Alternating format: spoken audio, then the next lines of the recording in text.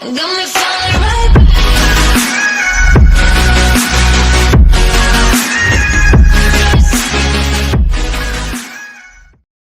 I be on the road trying to catch another bite with another load and I'm burning through the lights. Baby, what a lie. Driving through the night, living like a rebel on the road.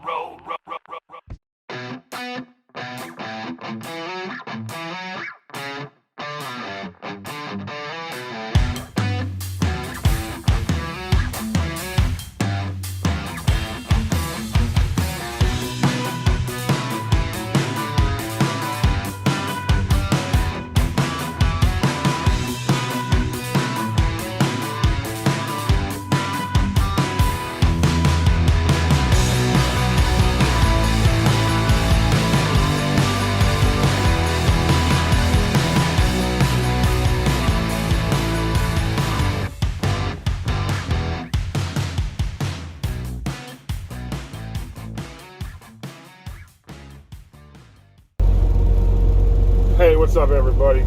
Okay, so this video we're going to talk about CDL school.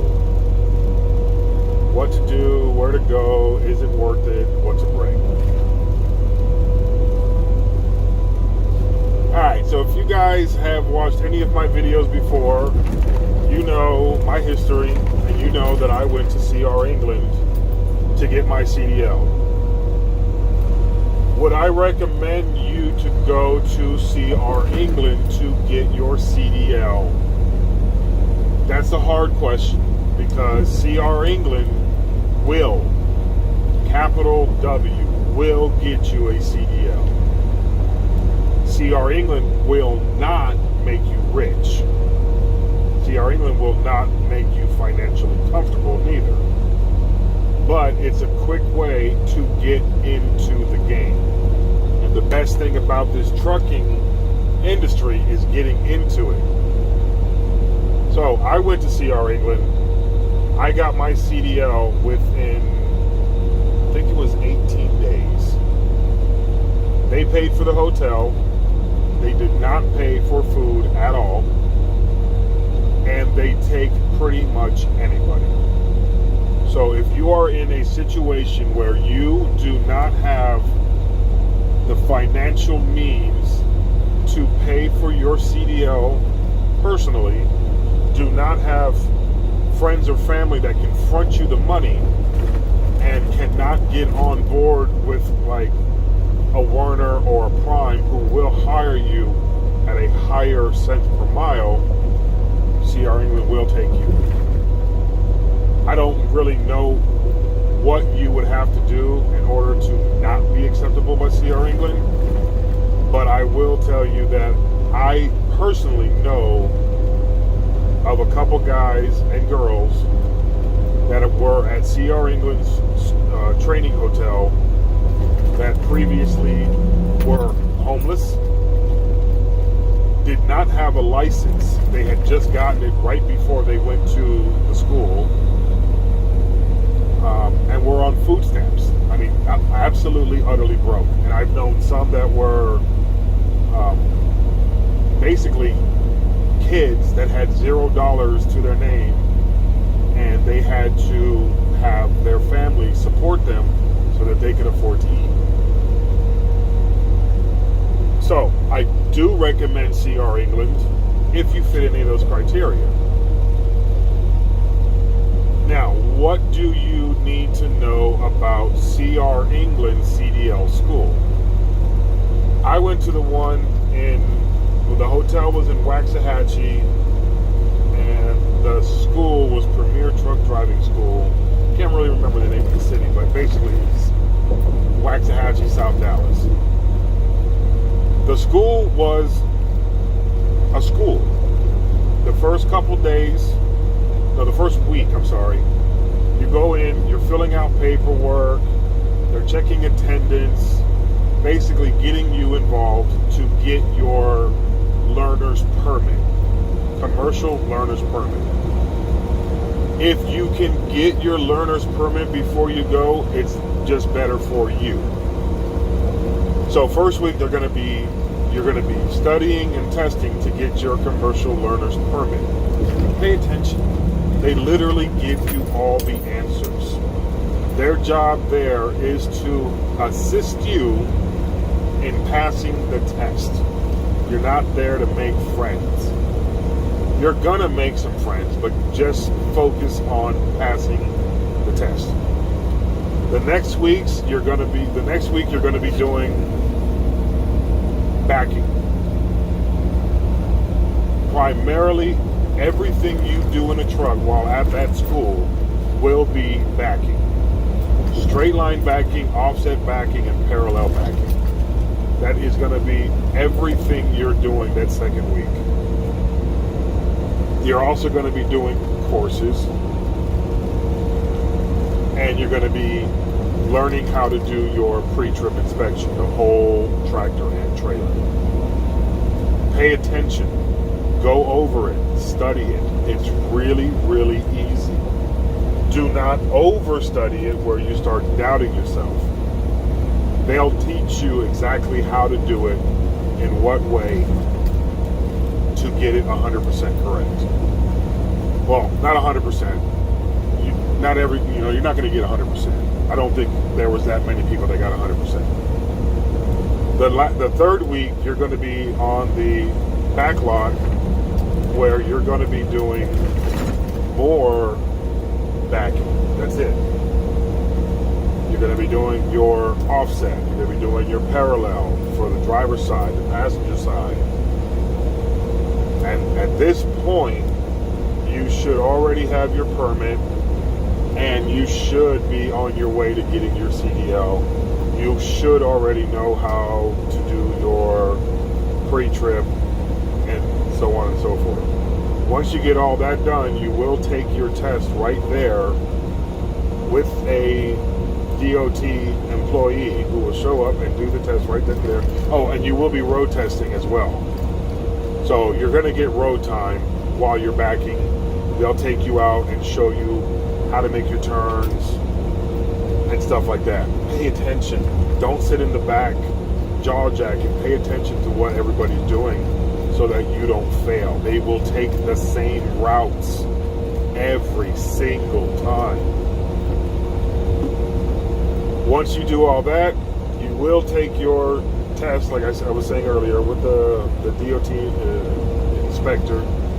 You're going to do a pre-trip. It's not going to be very long, depending on the time of year. If it's hot, it's not going to be very long.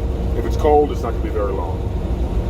Once you get inside, you got to do your brake checks. You got to do your interior inspections.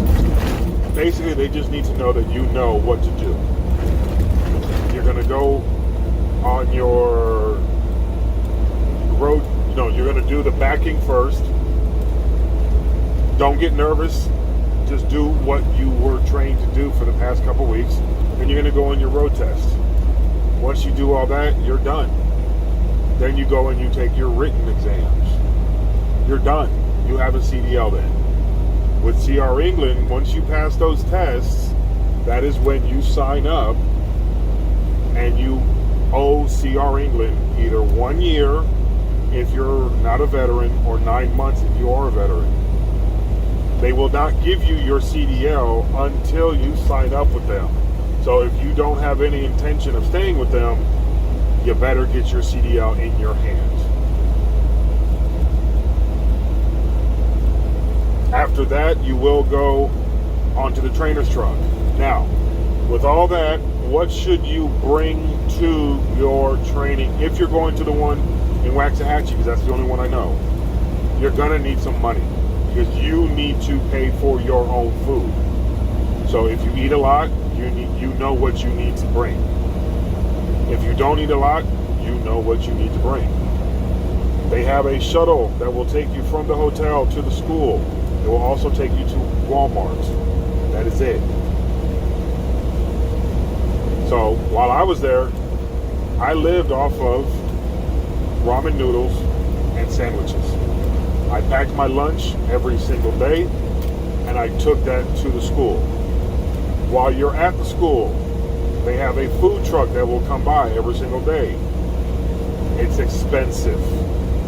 Know that. I packed my lunch. The entire time I was there, I packed my lunch.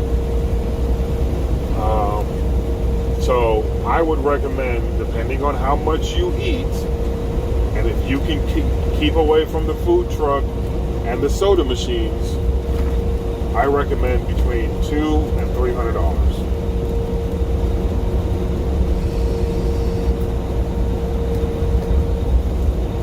That does not include anything as far as cigarettes, dip, or vape. If you do that, you know how much you spend, adjust accordingly. Do not plan on going to this school and drinking alcoholic beverages, smoking marijuana, or doing any kind of drugs that are not prescribed to you currently. That is the main thing that will get you removed from this school. I think that's the only thing that will get you removed from the school, other than failing the test multiple times. You are not allowed to drink the entire time you are in training. That includes at the hotel after school. That includes after you've gotten your CDL and you are waiting for your trainer to come pick you up. That also includes while you're on the trainer's truck. So don't do it. If you're really serious about making some money, don't do it. Clothing. Bring enough for at least a week to 10 days. Don't bring the kitchen sink. If you can fit it into a small duffel, that's perfect. Because remember, at the Waxahachie one, they do have a washer and dryer. You can wash your clothes there. Once you get onto the truck with the trainer, you are moving into that trainer's truck. That is their space. They will give you like one cabinet and the top bunk.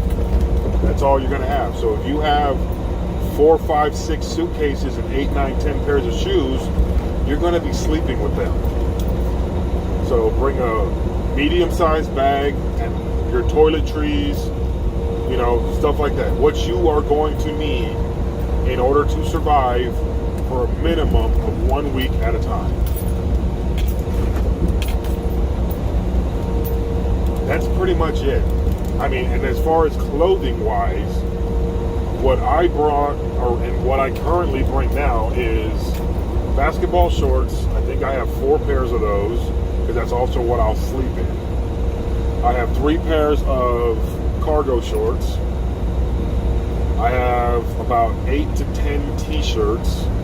I have enough underwear and socks to last me 2 weeks. I have a pair of shower shoes.